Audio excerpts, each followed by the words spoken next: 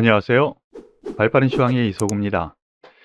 오늘 여러분들께서는 어떻게 느끼셨나 모르겠네요.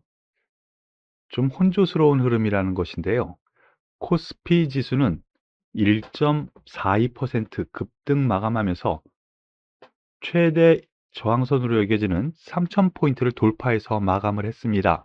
그런데 여기에 대해서 코스닥 지수는 1% 수준의 하락세를 보였어요. 장중에는 1.8% 급락까지 했었거든요. 여기에는 이유가 분명히 있습니다. 물론 수급 동향을 잠깐 보시면은요. 외국인 기관이 거래소에서 대거 매수를 했고요. 특히나 외국인이 선물에서의 매수량이 상당히 컸습니다. 반면에 코스닥은 다 외국인 기관 모두 매도를 했죠. 이런 수급적인 요인도 있었는데요. 이것을 반증하는 또 하나의 요인은 IT 대형주 그리고 자동차주, 작년 연말 장세를 이끌었었던 옛날 주도주, 대장주군이 움직여서 이런 현상이 일어났다라고 보시면 될 것 같아요. 다만 거래소 같은 경우 항상 제가 말씀드리는 부분이 있잖아요. 주요 저항대를 돌파하기 위해서는 소위 형님들이 나서줘야 돼요. 예, 그런 흐름이 나타났다라고 보시는 것이 맞을 것 같고요. 그런 점에서 놓고 보면은 오늘 급등에 따른 부분 분명히 그 의미 있습니다. 상승 추세로 다시 접어들 수 있는 첫 번째 요건을 갖췄다라는 점에서 이제 안정화를 꾀해도 되겠구나. 거래소 같은 경우 이렇게 보셔도 될 것 같네요. 그러면은 가장 궁금해하시는 종목 하나씩 보죠. 오늘 시장의 주도 종목이자 대장주격으로 나섰던 종목 중에 하나가 삼성전자입니다. 많이들 가지고 계시죠? 그런데 이제 시작인 흐름이 나타나고 있는데 또 이미 파르신 분들도 많이 계실 것 같네요. 왜 이런 현상이 나타났을까? 왜 급등했을까? 하나씩 살펴보면은요. 일단 여기에는 뭐 그닥 크게 나타난 뉴스는 없습니다. 뭐 여러 가지 얘기가 나오지만은요. 일단 삼성전자, SK하이닉스 주가 고공행진, D램 시장 바닥 찍었나? 이런 레포트가 나오기 시작했습니다. 그리고 미국에서 필라델피아 반도체 지수가 상승했는데요. 거기에는 우리나라 D램, 하이닉스와 비슷한 회사라고 할 수 있는 마이크론 테크놀로지가 7.8% 급등했어요. 여기에는 모건 스탠리가 4분기 D램 가격 예상보다 나쁘지 않았는데, 그리고 다른 투자 자문사에서도 뭐 늦어도 2분기에는 가격이 회복될 거다. 이런 레포트들이 나왔어요. 외신 쪽에서. 그런 점에서 놓고 보면 반도체 도장 괜찮았고요. 그리고 지금 바로 이 부분인데 반도체 외교 나선 이재용 삼성전자 상승세 뭐 이런 내용이 있죠. 지금 이재용 삼성전자 부회장이 미국 가서 있지 않습니까? 그래서 미국에서의 투자 확정을 짓는 거 아닌가? 그러면은 투자 관련한 문제 해결된다면 비메모리 쪽에서도 긍정적인 요건이 나타날 거다라는 의미의 오늘 급등세가 나타나는 것으로 보시면 될 것 같아요. 제가 그동안 얘기한 부분이 있습니다. 여기에서는 겁먹지 마시죠. 오히려 매수가 맞죠. 얼마까지? 1차 75,000원. 이미 선 그어 놓은 거예요. 우리 다 같이 본 상황이죠. 2차 8만 원 선까지는 갈 여유가 분명히 있습니다라고 했는데 같은 맥락으로 한번 보시죠. 일단 오늘 75,000원 선을 회복한 흐름을 놓고 보면 2차 목표까지도 볼 수 있다라는 개념으로 보시면 되겠고요. SK 하이닉스 같은 맥락에 오늘 급등세가 나왔는데 7% 넘게 상승하면서 대장주 역할을 했습니다. 뭐 여기에서 특별한 내용, 뭐 삼성전자와 다를 바가 없어요. 여기에서 그럼 추가적으로 하나 더 보자면은 반도체 나를 따르라 SK 하이닉스 멋있는 얘기가 나왔네요. 그리고 메모리 반도체 봄오나 SK 하이닉스 급등 뭐 이런 뉴스. 그런데 여기에 더불어서 관세청에서 수출액 통계를 발표를 했어요. 1일부터 20일까지의 수출 통계가 나왔는데 생각보다 좋게 나왔어요. 전년 동기 대비 반도체만 따져도 27.6% 증가했거든요. 전반적으로. 그중에서 반도체가 32%, 그러면은 평균치보다 반도체의 증가세가 훨씬 더 좋다라는 거죠. 이런 점에서의 상승세가 나왔습니다. 일단 제가 말씀드렸었던 부분, 여기서는 뭐 굳이 나쁘게 볼 필요 없습니다. 오히려 저가 매수입니다. 여태까지 계속 얘기했죠. 얼마까지? 11만 3천 2,500 원에서 11만 5천 원 선 사이는 분명히 옵니다. 11만 5천 원까지를 보시죠. 했는데 오늘 갭으로 떠서 시작해서 쭉 뻗어 올립니다. 팔자리를 안 준 거죠. 예, 1차 저항대 통과를 한 번에 시작을 했습니다. 2차적으로 13만 원 선까지 한번 보시고 접근하셔도 될 것 같고요.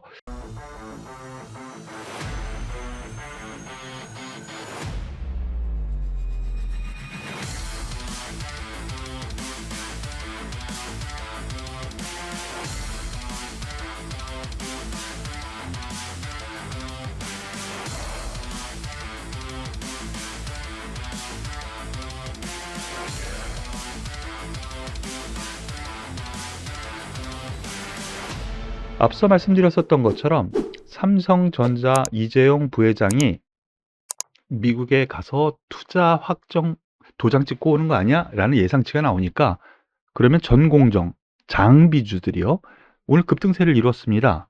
그러면서 대장주로 나선 것이 원익 IPS. 네, 과연 이 전고점을 뚫을 수 있을까라는 의구심, 저항대가 분명히 있었을 텐데도 불구하고 뚫었습니다. 그러면서 이제부터 또 저항대가 있네요. 만만치 않은 저항대인 거는 분명합니다만 추세적으로 돌려놨다라는 점에서 긍정적으로 보셔도 되지 않을까라는 판단이에요. 조정 시 매수 관점, 같은 맥락으로 테스도 한번 보시죠. 테스 상승률은 오늘 원익 IPS보다 낮았지만 긍정적인 요인 풍부히 있다라고 생각하셔도 될 것 같고요. 그리고 비메모리 쪽에서도 급등세가 나왔습니다. 먼저 하나마이크론 오늘 6% 가까이 상승하면서 다시 신고가 근처까지 가는 흐름이 나왔고요. 네페스, 한미반도체 이러한 종목군들이 테마를 이루면서 비메모리 종목들도 같이 상승했다라고 보시면 되겠네요. 오늘 또 특징주의자 이슈 종목이 또 현대차라고 볼 수가 있습니다. 오늘 오랜만에 4% 넘는 상승세가 나왔어요. 여기 보면 특별하게 있냐? 정의선 현대차 회장, 전기차 미국 생산 계획 시기를 보고 있다. 즉 투자 시기를 보고 있다라는 쪽. 현대차도 전기차에 이제 집중한다고 하는 쪽으로 생각할 수가 있겠는데 이거는 일장일단이 있어요. 예, 너도 나도 이제 전기차 만든다 그러잖아요. 그런데 이베스트 투자증권에서 내년 상반기 현대차 그룹 밸류에이션, 가치가 상승할 거라는 그런 레포트가 나왔습니다. 그러한 부분까지 겹치면서 오랜 기간 횡보였었죠. 그런데 이 부분에 대해서 제가 과거에 말씀드린 적이 있어요. 예, 저점을 다지면서 올라가는 흐름, 헤드 앤 숄더, 즉 머리와 어깨. 예, 오늘 그 고점을 넘기면서 완성이 되는 흐름입니다. 즉 바닥권을 탈출하는 흐름이고요. 그렇기 때문에 자동차 쪽도 이제 괜찮아 보입니다. 저가 매수, 이제가 아니라 제가 얼마 전부터 계속 말씀드렸었던 부분이죠. 그런데 여기서 종목 변화가 생긴 것이요. 기아차가 상대적으로 현대차보다 그동안 더 강했었거든요. 그런데 오늘 기아차보다 현대차가 더 강합니다. 이 현상이 앞으로 더 일어날 수 있을까라는 부분은 좀 아직까지는 물음표는 가지만은요. 지금 입장에서는 현대차가 주도주로 나서고 대장주로 나섰다라는 점은 여러분들께서 아셔야 될 것 같습니다. 더불어서 오늘 네이버, 카카오, 그중에서도 카카오 상승이 좀 눈에 띄었는데요. 가만히 보면 삼성전자, SK하이닉스, 현대차, 기아, 카카오 상승한 거 보면은 작년 연말 주도주, 대장주, 대형주 올라갔던 거 이런 형식으로 오늘 올라갔다라고 보시면 돼요. 외국인 기관이 업종 대표주 샀다라고 보시면 될 것 같네요. 카카오 같은 경우 계속 말씀드렸었죠. 일단은 138,000원 선은 한 번은 보자. 한 번은 보고 가자. 이런 맥락의 상승세가 나왔다라는 거. 그런 점에서 지금은 보면은요. 아직 긍정적인 요건 충분히 있다라고 보시고 접근하셔도 될 것 같습니다. 그런데 여기에서 여태까지 상승 종목군을 좀 봤는데요. 뭐 여러분들이 생각하기에는 의외의 하락 종목군들이 있습니다. 일단 첫 번째로 J 콘텐트리 한번 보죠. 오늘 급락 마감합니다. 7% 급락 마감했어요. 그런데 오징어 게임보다 빠르다. 지옥 J 콘텐트리 손자 회사가 제작한 넷플릭스 드라마죠. 지옥 공개 하루 만에 세계 1위. J 콘텐트리 9%대 급등. 이건 장 초반에요. 그런데 장 마감 현황은 이렇게 됐습니다. 제가 말씀을 드렸었던 부분 다 기억하실지 모르겠지만 뉴스에 팔아라 라는 개념에 오늘 매도세가 한꺼번에 나온 것으로 보여요. 다만 1등이라며 왜 하락해? 근데 이것이 1등이 과거 오징어 게임이나 이러한 우리나라 성공한 드라마에 비해서 얼마나 또 유지가 되느냐도 또 향후 봐야 된다 그랬죠. 시청률 뭐 이런 거요. 그런 거에서 놓고 보면은 오늘 뉴스에 팔아라 매물 한번 나온 거라고 보면 되겠고요. 다만 이후에 다시 J 콘텐트리 자회사 쪽에서 또 내놓는 미니 시리즈 같은 드라마가 또 나와요. 그러니까 그 일정에 맞춰서 또 매매 트레이딩을 한다. 이런 관점으로 보시면 되겠습니다. 지금 입장에서는 솔직히 오늘 따라가신 분들은 너무 욕심이 많았던 거고요. 항상 여유 있게 생각하세요. 다만 여기서 추가 조정은 좀 있을 수 있는데 일단 반등이 좀 들어올 거예요. 그런데 1차적으로는 일단 한번 매도를 하고 다시 보자. 이런 개념으로 보시길 권해드리겠습니다. 더불어서 오늘 게임주들이 급락했어요. 게임주, 특히 카카오 게임주가 장중에는 10%가 훨씬 넘는 하락세를 보였는데요. 오늘 게임주가 하락한 원인, 정부에서 또 한마디 했습니다. 정부 게임물관리위원회 김규철 위원장이요. G스타 현장에서 재를 뿌렸어요. 메타버스 관련 토론회 현장에서 NFT 게임에 대해서 현행 게임법상에서는 NFT 게임 불가능하다. 환전 요소가 없는 게임은 현행 기준으로 등급을 받을 수가 없다. 재를 뿌려놨죠. 예, 정부에서 지금 법규상 할 수가 없다. 이렇게 해놓으니까 이 관련주들이 메타버스 관련주 그리고 게임주들이 다 같이 하락하는 흐름이 나왔습니다. 그 대표적으로 카카오 게임즈가 오늘 하락하면서 쭉 나왔는데요. 끝난 것 같지는 않아요. 예, NFT 메타버스 관련주들 21선 아래에서는 어디에선가 매수를 할 건가를 생각하시는 것이 맞겠고요. 컴투스도 갑자기 급락을 했죠. 예, 뭐 지지자리 21선으로 여기서는 기준으로 두네요.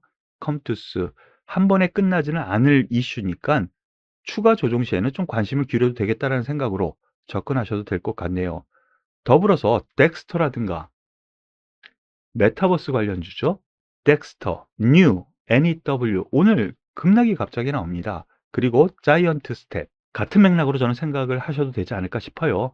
급락이 나와서 한 번 더 떨어질 여유 있어 보여요. 하지만 메타버스 그리고 NFT에 대한 기대감은 향후에도 있을 거거든요. 가격 조정이 나오면 저가 매수가 또 들어올 테마군이기 때문에 하지만 타이밍을 잘 잡아야 되겠죠.